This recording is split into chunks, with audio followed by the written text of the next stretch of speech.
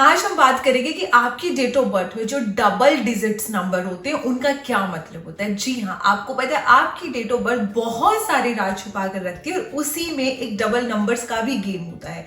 1 to 9 numbers क्या करते हैं क्या नहीं करते वो तो हम सब जानते हैं, लेकिन जो डबल्स नंबर होते हैं जिनको हम मास्टर नंबर भी बोलते हैं, वो अगर आपकी डेट ऑफ बर्थ में है तो वो आपको दूसरे लोगों से अलग बनाते हैं, बहुत ही ज्यादा लकी आपको बनाते हैं। और वो मास्टर नंबर्स है 11, 22 और 33। अब आपको पता कैसे लगेगा कि आपकी डेट ऑफ बर्थ में नंबर है या नहीं है? अगर डेट है फिर तो ठीक है, अदरवाइज पूरी डेट ऑफ बर्थ में भी वो नंबर आ सकते हैं। तो आज हम इसी के बारे में बात करेंगे, लेकिन उससे पहले आप चैनल को सब्सक्राइब कर लीजिए। देखिए, अगर आपको मूलांक या भाग्यांक 11 या 22 आता है वो तो आप लोगों को पता है, यानी कि अगर आपकी बर्थ डेट 11 या 22 है, 33 तो नहीं आएगी, राइट? बट 33 भी तो मास्टर नंबर है, तो वो कैसे है? अगर आपकी डेट ऑफ बर्थ 11 या 22 है तो आपको पता है कि आपके पास मास्टर नंबर है, बट आपको पता है अगर डेट ये ना हो उसके बाद भी आपकी डेट ऑफ बर्थ में मास्टर नंबर मिल सकता है। आप ढूंढेंगे कैसे? आप अपनी डेट ऑफ बर्थ लिख लीजिए। फॉर एग्जांपल, आपकी डेट ऑफ बर्थ है 10 जनवरी 1990, ठीक है, मैं एक एग्जांपल ले रही हूं। तो अभी आपको क्या करना है, अब 10 तो मास्टर नंबर नहीं है, उधर भी जनवरी है, 1 है, मास्टर नंबर नहीं है। आपको क्या करना है, 1990 है, यानी कि आप टोटल कर लीजिए। अब अगर आप टोटल करोगे तो वो क्या आ रहा है, वो 10 आ रहा है, उसका 1 आ रहा है, 1990 का भी टोटल 1 आ रहा है, ठीक है। जब आप इसको टोटल करोगे तो इसका टोटल करके आपस में क्या आया, 1 + 1 + 1 3। या फिर इसका जब टोटल करते हो डबल डिजिट में, जब आप इसका टोटल लेकर आते हो तो क्या आएगा, 1 1 1, ठीक है। दैट मीन्स कि आपकी डेट ऑफ बर्थ में मास्टर नंबर है, यानी कि जब आपने अपनी पूरी डेट ऑफ बर्थ का टोटल करना है उसको सिंगल डिजिट में लाने से पहले अगर जो लास्ट की 2 डिजिट आ रही हैं वो भी अगर 11 आ रही हैं या 22 आ रही हैं, 33 आ रही हैं, तब भी आपकी डेट ऑफ बर्थ में मास्टर नंबर है। समझ आया आपको? दैट मीन्स अभी आप क्या करिए, अपनी डेट ऑफ बर्थ लिखिए और फाइंड करिए कि क्या आपकी डेट ऑफ बर्थ में मास्टर नंबर है या नहीं है। आपका डे, मंथ और ईयर लिखकर उसको टोटल करो। टोटल करके एंड में 2 डिजिट आ जाएंगे। मान लो वो डिजिट 11 आती है, 22 आती है, 33 आती है, और उसके बाद ही तो आप उसको सिंगल डिजिट में चेंज करते हो ना। 2 + 2 = 4, तो आपका जो नंबर आया वो 4 आया, जिसको हम डेस्टिनी नंबर बोलते हैं, राइट? तो आप वो देखो, अगर वो भी 11, 22 या 33 आ रहा है सिंगल डिजिट करने से पहले, दैट मीन्स आपकी डेट ऑफ बर्थ में मास्टर नंबर है। आपके पास भी वो सब पावर है जो पावर उन लोगों के पास है जो 11 या 22 तारीख को पैदा हुए हैं, ठीक है। सो अब ये नंबर्स जो हैं 11, 22 और 33, इन नंबरों की पावर्स क्या हैं? 11 नंबर क्या करता है, 22 नंबर क्या करता है और 33 नंबर क्या करता है? चलो बात करते हैं। जो 11 नंबर वाले लोग होते हैं उनको माना जाता है कि वो लोग बहुत ही शर्मीले होते हैं, बहुत चुप रहते हैं, और 11 नंबर वाले लोगों को बहुत ही ज्यादा पावरफुल भी माना जाता है, क्योंकि जो 1 नंबर है वो सूर्य को रिप्रेजेंट करता है और यहाँ पर डबल 1 आता है, राइट? लेकिन जो 11 नंबर वाले लोग होते हैं वो ड्रीमर होते हैं, डूअर नहीं होते, यानी कि वो सपने तो बहुत देखते हैं, खुली आंखों से सपने देखते हैं, लेकिन उनके लिए वो एक्शंस नहीं ले पाते। उनकी लाइफ में कंसिस्टेंसी कभी भी नहीं आती है। वो किसी भी चीज को शुरू तो पूरी एंथुजियाज्म के साथ करते हैं, पूरे पैशन के साथ करते हैं, लेकिन रिजल्ट तक कभी नहीं पहुंच पाते, चीजों को बीच में ही छोड़ देते हैं। गिव अप करने की आदत उनको होती है, आप ये कह सकते हो। तो जो 11 नंबर वाले लोग हैं वो ड्रीम देखते हैं, ड्रीमर्स होते हैं, लेकिन डूअर्स नहीं होते। लेकिन एक चीज उनके पास बहुत स्पेशल होती है, वो ये होती है कि इंट्यूशंस पावर। उनकी इंट्यूशंस पावर इतनी ज्यादा स्ट्रांग होती है, इतनी स्ट्रांग होती है कि अगर वो किसी इंसान को एक बार देख भी लेना और उसके बारे में अगर वो कोई इंट्यूशंस बना रहे हैं, कोई नोशन पास कर रहे हैं कि इंसान ऐसा होगा, वो चीजें वैसे ही टर्न होती है। तो उनको जो इंट्यूशंस पावर है वो ब्लेसिंग होती है। और ट्रस्ट मी, ये जो इंट्यूशन पावर उनकी है उनको लाइफ में पता नहीं कहां से कहां लेकर जा सकती है। लेकिन प्रॉब्लम तो यही है ना कि वो अपनी इंट्यूशन पावर के साथ चैनलाइज ही नहीं कर पाते हैं, वो उसे पहचान ही नहीं पाते हैं, बल्कि वो तो सपनों की दुनिया में गायब है। वो तो सपने देखने में ही बिजी है, एक्शन तो ले ही नहीं पा रहे हैं, इंट्यूशंस को समझ नहीं पा रहे। तो मुझे पहले तो ये बताओ कमेंट करके, आप में से कौन कौन है जिनका 11 नंबर आ रहा है मास्टर नंबर, और क्या आपके साथ ये चीजें होती हैं? तो देखो, 11 नंबर वाले अपने आप को बिल्कुल भी कमजोर मत समझो, क्योंकि जो आपकी इंट्यूशंस पावर है ना, वो आपका यंत्र है, वो आपका शस्त्र है जो आपको लाइफ में आगे बढ़ाने में हेल्प करता है। आपकी लाइफ में स्टेबिलिटी बिल्कुल नहीं है। वो क्यों नहीं है? क्योंकि आप अपने इंट्यूशंस पावर के साथ कनेक्ट नहीं कर पाए हो। जब आप उसके साथ सिंकिंग करना शुरू कर दोगे ना, तो यकीन मानो आपसे सक्सेस पर्सन इस पूरी दुनिया में कोई नहीं है।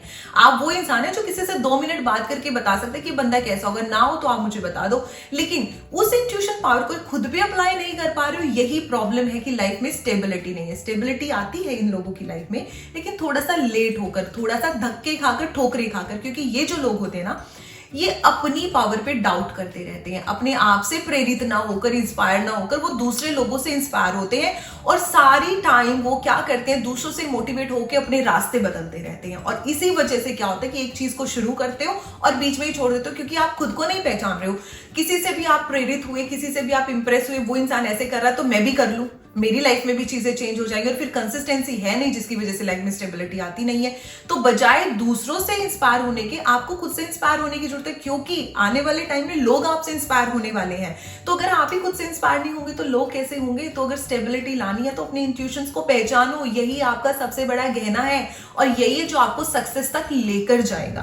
और पता है ये चीज आपको काफी दुख भी देती है, क्योंकि आपको लगता है कि लोग आपको निकम्मा समझते हैं, लोग आपको इस तरह से देखते हैं कि आप कुछ कर नहीं पा रहे हो। आप अपने आप को काफी फ्रस्ट्रेटेड फील करते हो कि करना तो बहुत कुछ चाहते हो लेकिन कुछ कर नहीं पा रहे हो, जो कि मैंने बताया, you are dreamer but not a doer, right.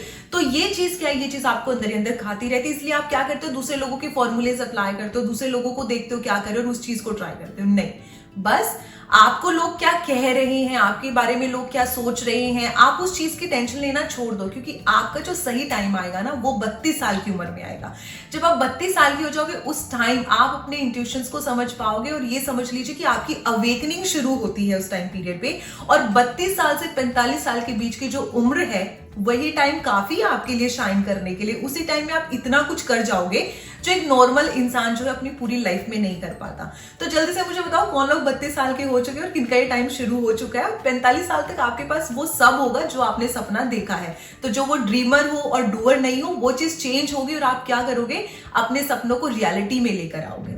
तो नंबर 11 वालों, अपने आप को कमजोर मत समझो। आप में तो इतनी बड़ी पावर है जो हीलर को भी हील कर दे। यानी कि आपको तो सपने में ये पता लग जाता है क्या होने वाला है। इंट्यूशंस क्या, आप तो सपने में भी अपने इंट्यूशंस के साथ कनेक्ट करते हो और आपको एहसास होता है। आपसे बड़ा धार्मिक कोई नहीं हो सकता, आपसे बड़ा मोटिवेटर कोई नहीं हो सकता, आपसे बड़ी इंस्पिरेशन लोगों के लिए कोई नहीं हो सकता।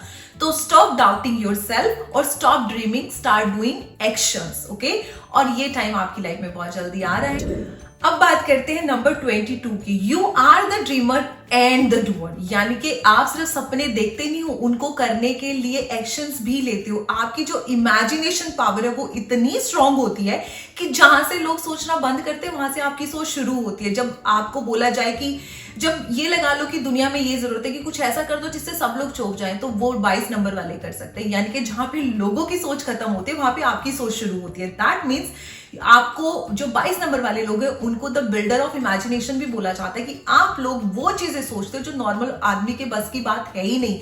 इसलिए समटाइम लोगों को ये भी प्रॉब्लम होती है कि ऐसे थोड़ी ना होता है, ये क्या बात होती है। मतलब लोगों को वो चीजें इतनी अनरियलिस्टिक लगती हैं कि ऐसा कैसे हो सकता है। लेकिन आप ऐसा सोचते सोचते नहीं हो, आप ऐसा कर भी दिखाते हो अपनी लाइफ में। आप तो वो करते हो जो लोगों को दिखाई भी नहीं देता। कहते हैं ना, बहुत टाइम आगे की बात। मतलब आप जो चीज अभी हुई नहीं है, जो होगी या नहीं होगी, लोगों की सोच ने, वहां की सोच आप रखते हो। यानी कि आप फ्यूचर तक का सोच लेते हो। और प्रॉब्लम पता है क्या, बस यही एक कमी है कि लोग आपको समझ नहीं पाते, क्योंकि आपकी बातें ना प्रेजेंट की ना होकर बहुत लंबे फ्यूचर की होती है, बहुत आगे की होती है। आप वो सोच लेते हो जो आज के टाइम तो होना नहीं, बहुत आगे होना। तो लोगों को सम टाइम पे क्या होता है, आपके साथ कॉन्फ्लिक्ट भी हो जाते कि ये क्या है, मतलब हुआ तो नहीं ना अभी ऐसा, लेकिन आपकी सोच वहां तक जाती है। राजनीति में आप बहुत अच्छा कर सकते हो, क्योंकि आपके पास फ्यूचर के लिए प्लान्स इतने होते हैं, आपकी सोच इतनी ज्यादा ब्रॉड होती है, आप वो देख पाते हो, आपकी जो दूरदृष्टि है वो बहुत तेज होती है। तो राजनीति में तो आप कमाल कर सकते हो। बिजनेस में किसी में आप हो तो आपसे ज्यादा बड़ा थिंकर कोई नहीं हो सकता, स्ट्रैटेजीज आपसे बेटर कोई प्लान नहीं कर सकता। मतलब अगर आप बिजनेस में जाते हो तो आपकी सोच की वजह से वो बिजनेस इतना ग्रो कर सकता है कि कोई इमेजिन भी नहीं कर सकता, क्योंकि आपकी इमेजिनेशन बहुत स्ट्रांग है। अब आप सोच रहे होगे कि हमारे साथ तो ऐसा कुछ नहीं हो रहा है, क्योंकि आपके साथ प्रॉब्लम पता है क्या है, कि आपके अंदर ऐसे ऐसे आइडियाज आते हैं, आपके अंदर ऐसी ऐसी चीज आती है कि लोगों के ना वो पल्ले नहीं पड़ती हैं बातें, क्योंकि वो आज की बातें नहीं, लोग कहते हैं क्या बकवास है, राइट। सो जिसकी वजह से आपको वो रिकग्नाइजेशन नहीं मिलती। लेकिन आप बाद में वही लोग आकर बोलते हैं, यार तू सही बोला, तूने ना सही बोला था उस टाइम पर, ऐसे ही हुआ। तो वो चीजें ना लोगों को थोड़ा लेट समझ आती हैं। पर आप खुद पे डाउट मत करो, वो लोगों की प्रॉब्लम है जो आपको नहीं समझ पा रहे। आपने तो बहुत आगे जाना है। कई बार आप बहुत दुखी हो जाते हो ना, क्योंकि आपके जो रिश्ते हैं, आपके जो अपने हैं, वो भी आपको नहीं समझ पाते। आपको फिर ऐसे लगने लगने लगता है, आपका इमोशनल ब्रेकडाउन होने लगता है कि यार छोड़ो, मैंने नहीं अपने आप को एक्सप्रेस करना, मैंने नहीं बताना कि क्या फील करते हैं हम, क्योंकि आपके अपने ही आपको समझ नहीं पा रहे। तो कई बार आप सैड भी हो जाते हो, इसलिए आपके रिलेशनशिप में प्रॉब्लम आ जाती है, इमोशंस आपके इम्बैलेंस हो जाते हैं, इमोशनल ब्रेकडाउन आपका होने लगता है और काफी आप अकेला फील करने लगते हो। बट धीरे धीरे जैसे जैसे टाइम पास होता है, जैसे जैसे टाइम निकलता है, आपके दोस्त, आपके रिलेटिव्स आपके अपने आप को समझने भी लगते हैं और आपके साथ कनेक्ट भी करने लगते हैं। लेकिन जो ये चीज अपने साथ एक प्रॉब्लम लेकर आती है ना 22 नंबर वालों के लिए, वो ये लेकर आती है कि जब आप इतना डिटैच फील करते हो अपने ही लोगों से कि आपकी सोच को अपने ही लोग वैलिडेशन नहीं दे रहे हैं, जबकि आपको पता है आप राइट हो, क्योंकि आप दूर की सोचते हो, राइट।